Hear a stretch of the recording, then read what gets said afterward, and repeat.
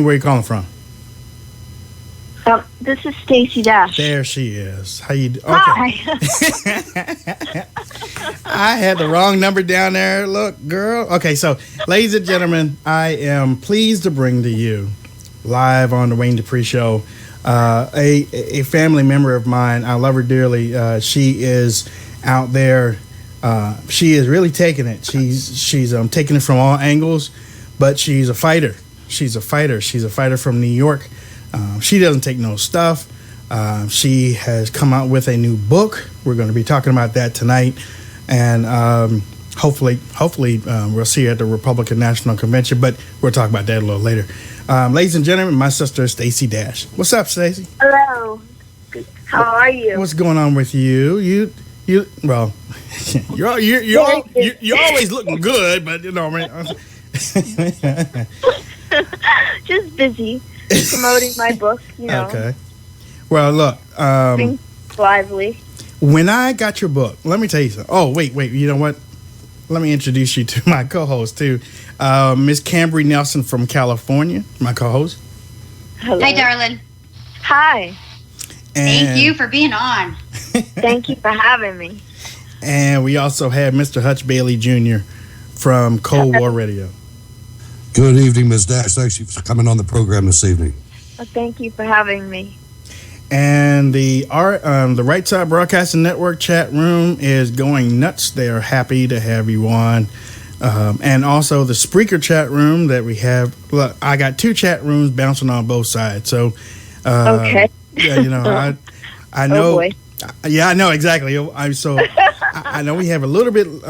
We have a limited time, but I want to get in as many questions as we can. So, First thing I want to ask you is, I know you are a strong Donald Trump supporter, yes. And you are watching him take it from all angles. He's taking it from the Democrats. He's taking it from the Republicans, GOP, everybody.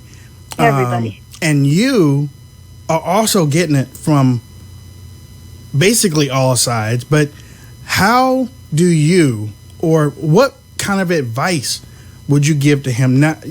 Because you are out there. Yeah. Well, I really don't think Donald Trump needs any advice from me. Mm-hmm.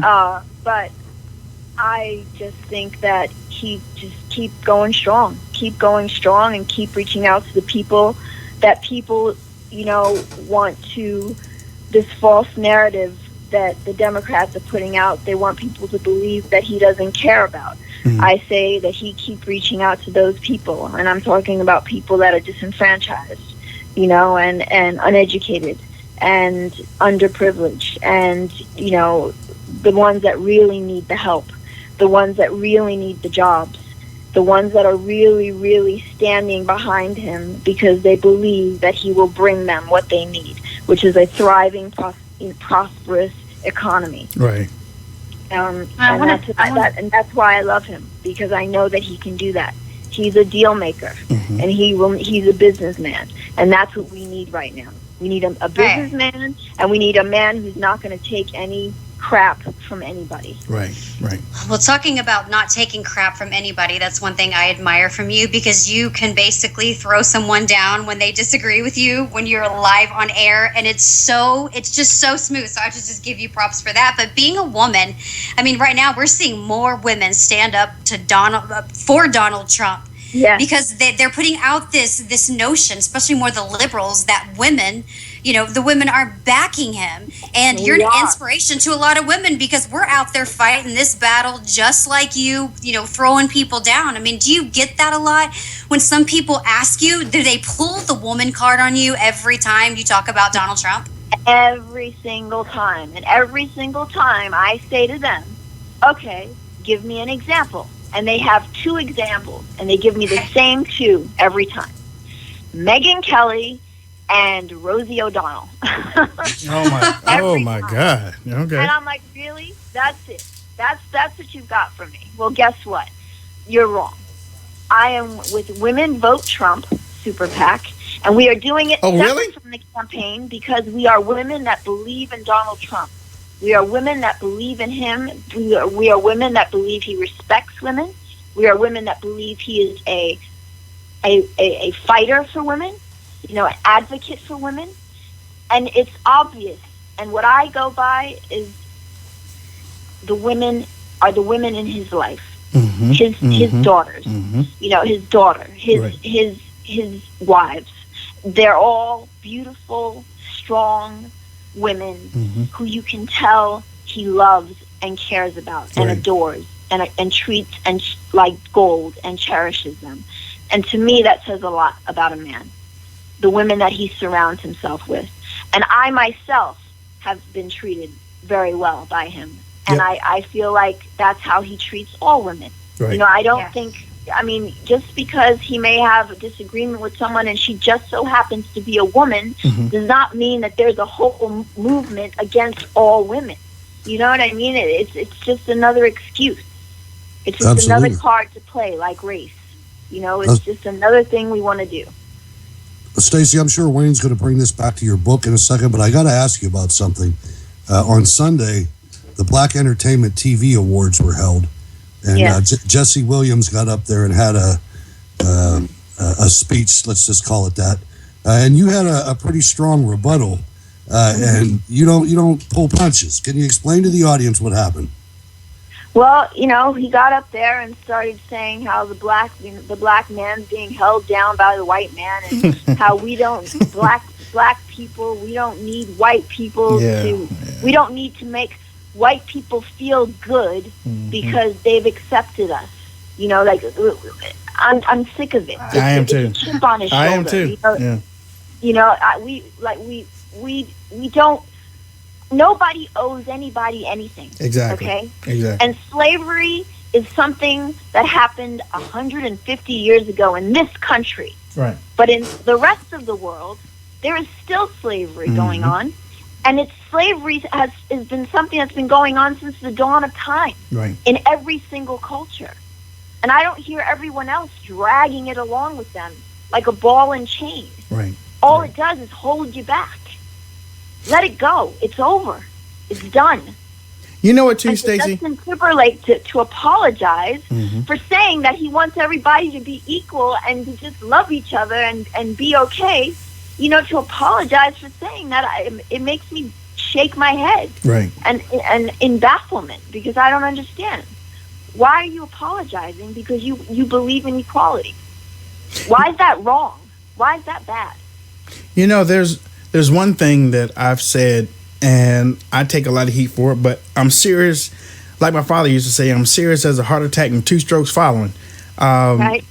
when it comes to slavery, if the people of today want to hold white people accountable for slavery, first thing they need to do, they need to go to the graveyard and start digging up those slave masters and hold them accountable. Because nobody in today's time had anything to do with what happened to our great-great-great-great-grandparents. Nobody. Exactly. Nobody was on the ship. Now, if somebody was on the ship, because I hear Sheila Jackson Lee says that she's the last slave in the House of Representatives, but you know that's another story. But if anybody was on the ship and they went over there and got those slaves from Africa over 300, 400 years ago, if y'all are in the audience, then come on to my house so we can talk. I'll give you some wall-to-wall counseling. But Stacey has a book. I'm going to show y'all this book right here. Stacey has a book right now, and it is how Stacey Dash went from clueless to conservative. Yeah, it is called There Goes My Social Life. From clueless to conservative. There goes my social life. And this book is out right now. This book is out right now. You need to go and get it. You need to go and support another conservative who is out there on the front lines. Okay, you need to go out and get it. Stacey, you said that you were blacked into voting for Barack Obama in 2008. Yeah. Explain that. Well, I was blacked into it because I didn't know anything about him. I'd never voted before. And I just thought, yes, a black president. And I think a lot of America was blacked into it. I think a lot of us were. You know, we thought we'd have a black president and there would be butterflies and unicorns and everything would be wonderful and beautiful. No more racism, no more racial divide. But what happened? instead of uniting us in a very profound way, which he had the opportunity to do, he has divided us more than I've ever seen us divided in my entire lifetime. And it saddens me. And it angers me. And I'm not going to do it. Right. So for the second term, I decided, no, I'm voting for Romney. And you really got hit with that one. I mean, everybody was so behind. I mean, everybody just loved Stacey. They did Stacey this. And then when Stacey came out, like, well, I'm voting for Mitt Romney. What? I mean, they could not understand you having that epiphany that, hey, you know what? Maybe things aren't as rosy as they seem. And they weren't. We're not socialists, and we are not a country that goes around the world apologizing. We are the United States of America, the best country in the world, and we are the superpower of the world. So he has now diminished us to being a joke. Right, exactly. And diminished us to being divided and full of hate. Mm-hmm. And I agree with you. It has to stop. I agree with you. When we talk about all this racial stuff, it makes me so mad because I was raised, love has no color.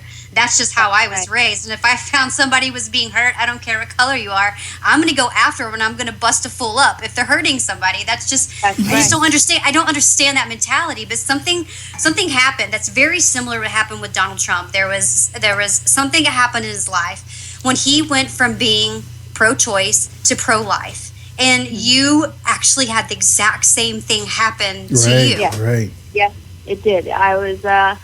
It's in my book. I was in a bad place in my life, and you can read in the book how I got to that place. But I was doing a lot of drugs, and I was with a man that was abusing me. Mm-hmm. And I found out I was pregnant, and I was, I just thought I can't bring a child into this world. I'm doing drugs.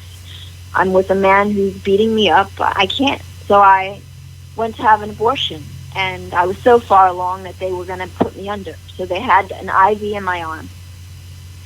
And I had forgotten about God.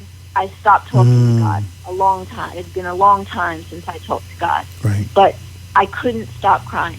Right. And I had learned over my lifetime how to turn my sadness into anger.